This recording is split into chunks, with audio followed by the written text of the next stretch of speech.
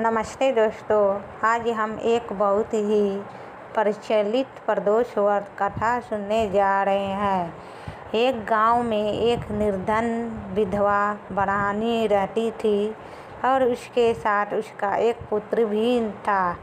भरण पोषण के लिए दोनों प्रतिदिन भीख मांगते और जो भी मिलता उससे अपनी भूख शांत करते थे। ब्राह्मणी कई वर्षों से प्रदोष व्रत का पालन करती आ रही थी। एक बार ब्राह्मण का पुत्र त्रयोदशी तिथि पर गंगा स्नान के लिए निकला। स्नान कराकर जब वह अपने घर की ओर आ रहा था तो रास्ते में उसका सामना लुटेरों से खो गया और लुटेरों ने उसका सारा सामान छीन लिया और वहां से फरार हो गए।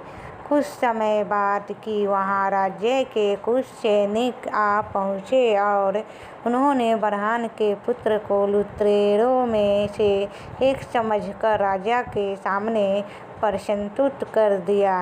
राजा ने उसको लुटेरा समझकर और उस ब्राह्मण युवक की दलील सुने बिना ही उसे कारागार में डाल दिया।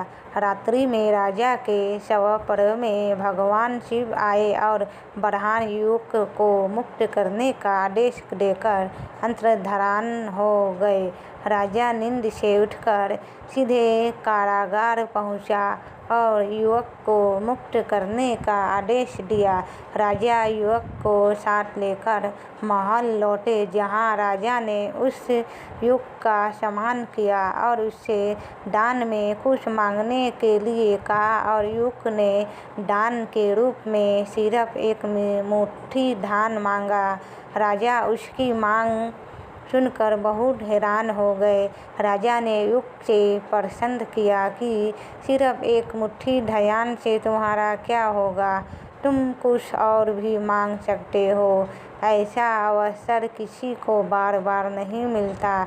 युवक ने बहुत ही विनम्रतापूर्वक राजा से कहा, हे राजन, इस समय यह धान मेरे लिए संसार का सबसे अनमोल धन है। मैं इसे अपनी माता को दूंगा, जिससे वह खीर बनाकर भगवान शिव को भोग लगाई। फिर हम इसे ग्रहण कर अपनी भूख शांत करेंगे। राजा युवक की बातों को सुनकर बहुत प्रसन्न हुआ। उन्होंने मंत्री को आदेश दिया कि ब्राह्मणों को दरवाजा में सम्मान के साथ लाया जाए। मंत्री ब्राह्मणी को लेकर दरबार पहुंचे और उन्होंने सारी बातें ब्राह्मणी को बताई और उनके पुत्र की प्रशंसा करते हुए उपग्रह मणि के पुत्र को अपना सलाहकार नियुक्त किया है। इस प्रकार निर्धन ब्राह्मणी और उसके पुत्र का पूरा जीवन बदल गया। तो दोस्तों, यह थे प्रदोष व्रत कथा।